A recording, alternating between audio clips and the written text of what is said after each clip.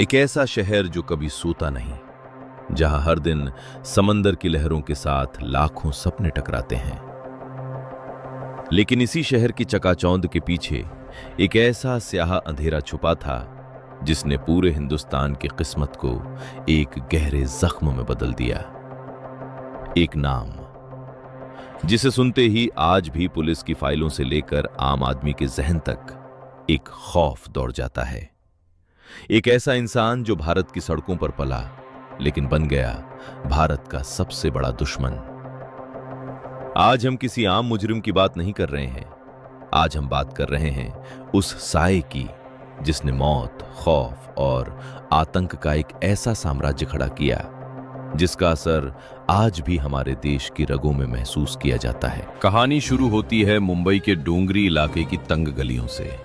इब्राहिम कासकर, जो मुंबई पुलिस में एक ईमानदार हेड कांस्टेबल थे, उनका बेटा था दाऊद। कौन जानता था कि कानून के रखवाले के घर में एक ऐसा तूफान जन्म ले रहा है जो एक दिन सारे कानूनों की धज्जियां उड़ा देगा। 60 और 70 के दशक में मुंबई पर करीम लाला और हाजी मस्तान जैसे अंडरवर्ल्ड डॉन राज करते थे। उनका एक उसूल था, लेकिन दाऊद की आंखों में उसूल नहीं, सिर्फ एक अंधी भूख थी। बेहिसाब दौलत और बेकाबू ताकत की भूख। छोटी मोटी चोरियों और सोने की तस्करी से शुरुआत करने वाले इस लड़के ने बहुत जल्द समझ लिया था कि इस शहर पर राज करना है तो खौफ पैदा करना होगा। उसने युवाओं को पैसों का लालच देकर अपनी एक खूंखार फौज तैयार की, जिसे दुनिया ने नाम दिया डी कंपनी। देखते ही देखते मुंबई की सड़कों पर गैंगवार का खूनी खेल शुरू हो गया। दाऊद ने अपने हर दुश्मन को बेरहमी से रास्ते से हटा दिया।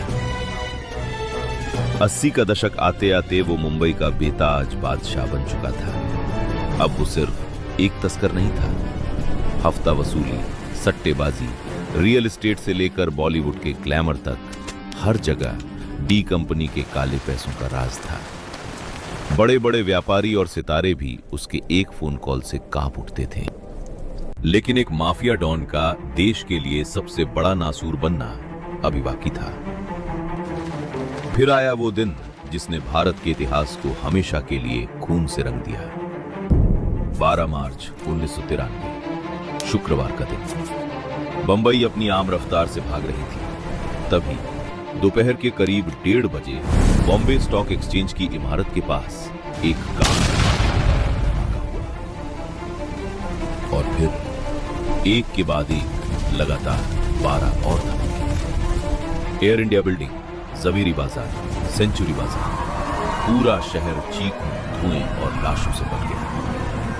257 मासूम लोगों की जान चली गई और 700 से ज्यादा लोग हमेशा के लिए अपाहिज हो गए। सड़कों पर बिखरे हुए इंसानी जिस्म और सुलगती हुई गाड़ियां गवाह थी कि ये कोई आम वारदात नहीं थी। ये भारत की संप्रभुता पर, उसकी आत्मा पर किया गया एक सीधा और खौफनाक हमला था। जब जांच एजेंसियों ने इस साजिश की परतें खोली तो जो सच सामने आया उसने पूरे देश को झकझोर कर रख दिया। रायगढ़ के तटों पर आरडीएक्स का जखीरा उतारा गया था और इस पूरी साजिश का मास्टरमाइंड कोई और नहीं बल्कि दुबई में बैठा दाऊद इब्राहिम था। इस एक घटना ने दाऊद की पहचान पूरी तरह से बदल दी। अब वो कोई स्मगलर नहीं बल्कि एक खूंखार ग्लोबल आतंकवादी बन चुका था। 1993 के धमाकों ने भारत की सुरक्षा व्यवस्था की पोल खोल दी थी। देश को पहली बार एहसास हुआ कि कैसे अंडरवर्ल्ड और सीमा पार बैठे दुश्मनों का गठजोड़ भारत को अंदर से खोखला कर सकता है। दाऊद समझ गया था कि अब भारत में उसके लिए कोई जगह नहीं है। भारतीय एजेंसियों के डर से उसे एक ऐसे मुल्क में पनाह मिली जिसका मकसद ही भारत को लहूलुहान करना था, पाकिस्तान। कराची के क्लिफ्टन इलाके में आईएसआई की कड़ी सुरक्षा के बीच दाऊद ने अपनी नई दुनिया बसाई। यहां से उसने भारत पर एक नए तरह का युद्ध शुरू किया, एक आर्थिक युद्ध।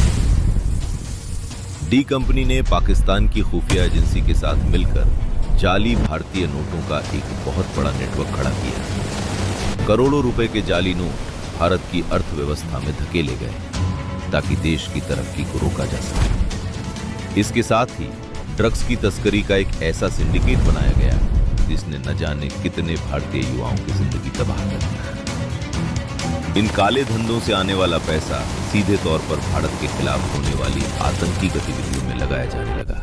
भारत ने उसे पकड़ने के लिए एड़ी चोटी का जोर लगा दिया। इंटरपोल ने उसके खिलाफ रेड कॉर्नर नोटिस जारी किया। साल 2003 में अमेरिका ने भी उसे ग्लोबल टेररिस्ट घोषित कर दिया। भारतीय खुफिया एजेंसियों ने कई बार उसे खत्म करने के लिए बेहद खुफिया ऑपरेशन रचे, लेकिन हर बार राजनीतिक मजबूरियों या आखिरी वक्त की किसी चूक की वजह से वो बच निकला। वो एक ऐसे साए में तब्दील हो गया जो दिखता नहीं है, लेकिन जिसका जहर आज भी काम कर रहा है। पाकिस्तान दुनिया के सामने झूठ बोलता रहा कि दाऊद उनके देश में नहीं है, जबकि सारी दुनिया जानती है कि वो वहीं बैठकर अपनी बिसात बिछा रहा है। दाऊद इब्राहिम का भारत पर प्रभाव सिर्फ 1993 के धमाकों तक सीमित नहीं है।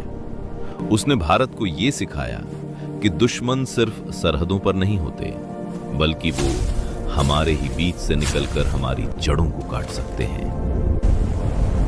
आज 3 दशक से भी ज्यादा का वक्त गुजर चुका है।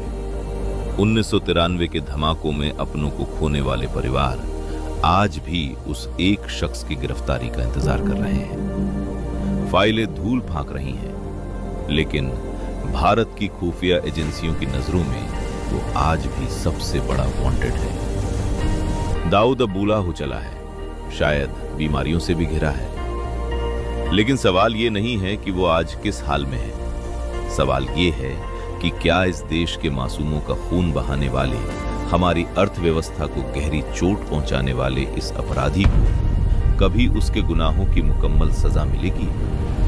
क्या कानून के लंबे हाथ कभी उस तक पहुंच पाएंगे? एक बात तो तय है, वक्त चाहे कितना भी बीत जाए, समंदर की लहरें चाहे कितनी भी पुरानी हो जाए, लेकिन जब तक दाऊद इब्राहिम को उसके असली अंजाम तक नहीं पहुंचाया जाता, तब तक हिंदुस्तान के सीने में जलने वाली वो इंसाफ की आग कभी ठंडी नहीं पड़ेगी।